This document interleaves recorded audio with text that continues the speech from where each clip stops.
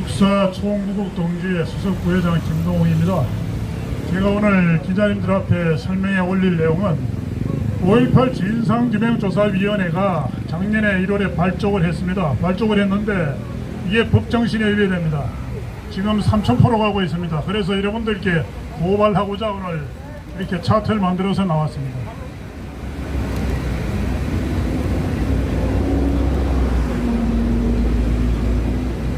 5.18과 관련해서 정부에서는 벌써 세 번째 합동조사를 실시한 바 있습니다. 88년, 2005년, 2017년 세 차례 있었는데 지금까지는 북계군의 개입 여부에 대해서 한 번도 연구한 적이 없어요. 조사한 적이 없습니다. 북계군 개입 여부는 누가 조사해야 되느냐? 국방부에서 조사해야 됩니다. 그래서 2017년 이 법 만들 때 북계군 개입 여부를 집어넣어가지고 이번에 출범하게 되었습니다. 그런데 이 법은 국민 통합과 중립성을 유지해야지 그 법정신이 있겠습니다. 법 제1조 목적에는 국민 통합의 기함을 목적으로 하고 위원회 독립성, 업무 수행의 정치적 중립성과 객관성을 유지해야 한다. 이것을 의무로 규정하고 있습니다. 그리고 법 제14조에는 위원 구성이 언급되어 있는데 제척 사유가 됩니다. 첫 번째, 5.18 당시에 행동 당사자로서 5.18 유공자가 된 사람, 그리고 형을 받았던 사람, 피해자죠. 그런 사람은 안 됩니다. 그 다음에 가해자로 지목되어 있는 계엄군 소속으로 되어 있는 사람들, 그런 사람들도 여기에 위원회에 들어갈 수가 없습니다. 세 번째는 1번, 2번에 대리 역할을 맡은 변호사나 그 단체의 이익을 위해서 활동하는 그런 대상자들은 빠져야 되겠습니다. 그러니까 중립성을 요구한 데 있어서 이해 당사자는 제가 한단 말이죠.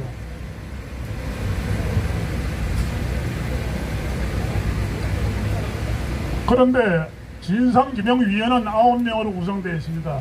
그 중에 위원장, 부위원장, 위원 1명이 제척 사유에 해당되는 사람입니다.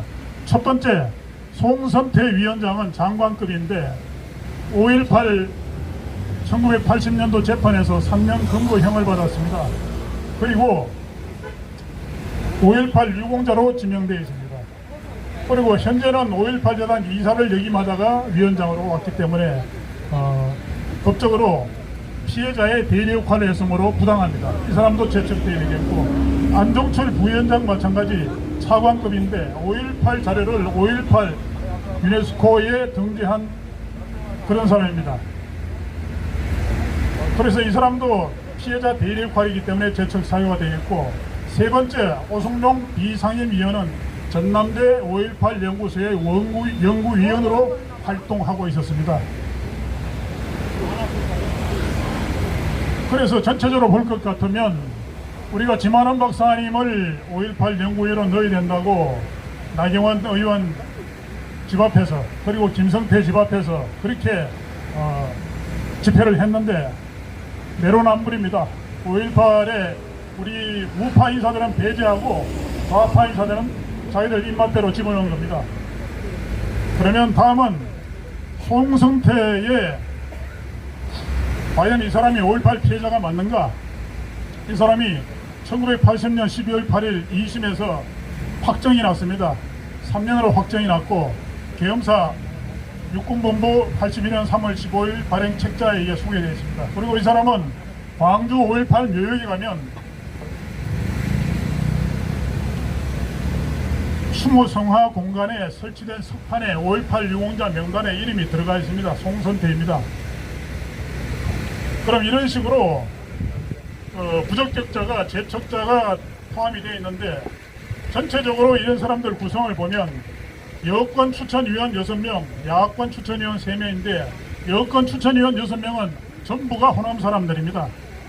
이런 사람들이 과연 민감한 사안에 대해 가지고 표결이 이루어졌을 때 과반수만 통과하면 의결이 되는데 9명 중에 6명이 포함되어 있으니까 이렇게 해가지고 과연 중립성을 유지하면서 민감한 사안에 대해서 결론을 내릴 수 있겠습니까? 이것이 문제입니다. 그리고 이 사람들이 작년 1월 20일 처음 출범하면서 제일 먼저 한 일이 5.18 묘역에 가서 단체로 9명이 참배했습니다. 그렇다면 여기도 와가지고 27 군경 6월이 묘수전 국민묘제도 참배해야 되지 않겠습니까? 그렇지만 그렇게 하지 않았습니다. 시작하기도 전에 벌써 분위기가 5.18을 그 정신을 계승하겠다는 그런 분위기가 팽배해 있는 것입니다.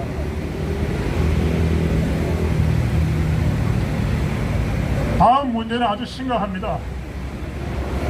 3명의 야권 연구위원 중에 이동욱 변호사가 포함되어 있습니다.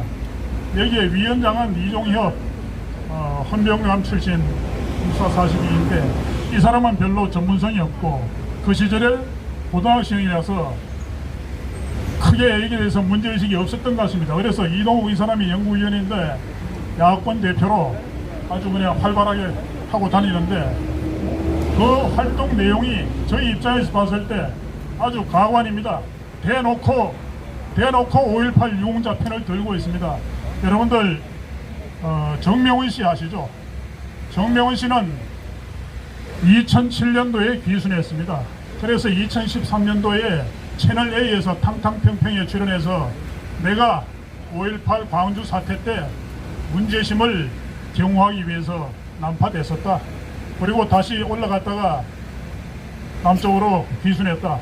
이 사실을 1913년도에 이 사람이 진술을 했고 이 진술을 들은 이주성 이 사람은 2018년도에 정명훈한테 들은 얘기를 바탕으로 해서 보랏빛 호수라는 책을 썼지요. 우리 남쪽 사회에 내려와 보니까 붉은색도 아니고 푸른색도 아니고 불구루 푸르죽죽해서 온 나라가 보랏빛 그런 그 분위기가 팽배해 있다. 이래서 보랏빛 호수라는 책을 쓴 것입니다. 그렇게 해서 이 책을 써서 5.18이 북계공 광수가 개입했다는 것을 온 국민들에게 홍보했던 것입니다.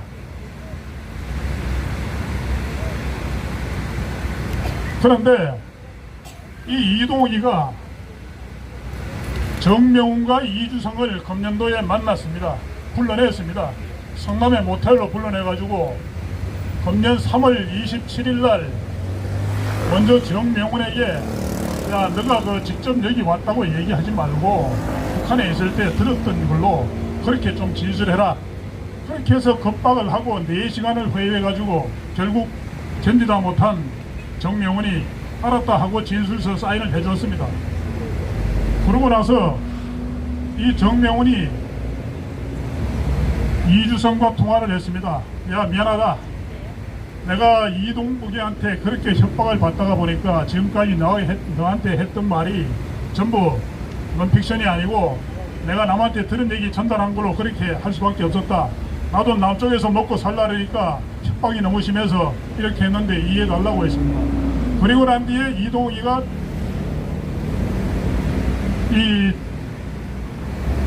이주성을 만났는데 이주성은 또 4월 17일 날 만났습니다. 이때 마찬가지 너도 그 논픽션이 아니고 정명훈이한테 들은 얘기가 나중에 알고 보니까 남한테 전해 들은 얘기인데 내가 픽션으로 썼다고 그렇게 진술하라고 또 겁박을 1시간 했는데 이주성이 아주 단호하게 거절했습니다. 그리고 그런 내용을 전화 녹취했고 또 둘이 한 얘기를 녹취해 놨습니다. 그게 증거 1, 증거 2가 되고 있습니다. 이 사람이 중립성을 유지 않고 억압했다는 것이죠.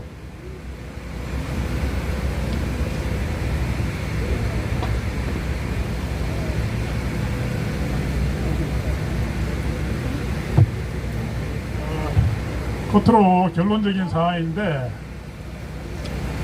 하여간 이 지금까지 3차례 정부조사가 88년도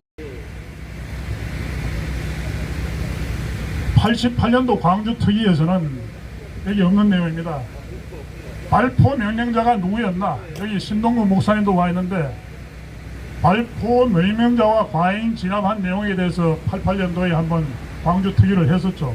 그리고 2005년도에 국방부에 과거사위원회가 편성돼 가지고 한 1년간 활동했습니다. 그때는 5.17 12.12 사태, 삼천교육대, 그 다음에 실미도 사건, 언론 통폐합 문제 이런 걸 가지고 다뤘고, 그리고 이 정부 출범하고 나서 2017년도에 국방부 특조위에서는 헬기 사격을 했느냐 안 했느냐 그다음 광주 비행장에서 전투기 폭격 대기를 했느냐 아니냐 이거 가지고 또 요란 법석을 떤 바 있습니다. 그러다가 이제 이번에 특별조사위원회가 구성되면서 이종명 의원이 활약을 해서 북경군 개입 여부를 판단할 수 있도록 집어넣었던 것입니다. 그런데 시작도 하기 전에 벌써 이렇게 시작을 했는데 벌써 이렇게 5.18 유공자 분위기로 흘러가고 있습니다. 보나마나 결론은 뻔하게 날 것입니다. 2003년도에 노무현 대통령 시절에 지금 죽은 박원순 시장이 그 시절에 역사문제연구소에서 활동하면서 4.3 사태에 대해서 정부 보고서를 만들었습니다. 4.3 사태 정부 보고서 내용에 4.3 사태는 여러분들 아시다시피 48년도에 우리가 5월 10일 날 총선할 때 국회의원을 뽑지 못하도록 제주도에서 3명 국회의원을 뽑아야 되는데 중산간 지역에서 폭동을 일으켜서 빨갱이들이 폭동을 일으켜가지고 선거를 방해했지 않습니까? 그래서 2명만 뽑지 못하고 1명만 뽑았습니다. 그래서 재헌국회가 198명이 됐던 거죠. 그때에 양민 사망이 있었는데 이것을 정부죄로 뒤집어 있어서 국영이 양민을 학살했다. 이렇게 해서 2004년도에 평화공원을 만들어 놓고 노무현이 가가지고 참배하고 사과했습니다. 대국민 사과를 했는데 이번에 이게 5.18 특조위도 마찬가지입니다. 이번에 정부 조사 끝나고 나면 정부 기록물을 만들겠죠. 그렇게 되면 이제 영원히 못 고치는 겁니다. 그래서 이번에 저희 연구원에서는 이에 대한 대책으로 일단 5월 7일 날 감사원에 이 직무감사를 요청했습니다. 이 특별조사에 믿지 못하겠다. 그리고 이동욱의 행태에 대해서 검찰에 고발했습니다. 5월 7일 하고 이어서 후속 지치로 국민 여러분들의 청원을 넣을 예정입니다. 그때 많이 동참해 주시기 바랍니다. 감사합니다. 이상 보고를 마치겠습니다.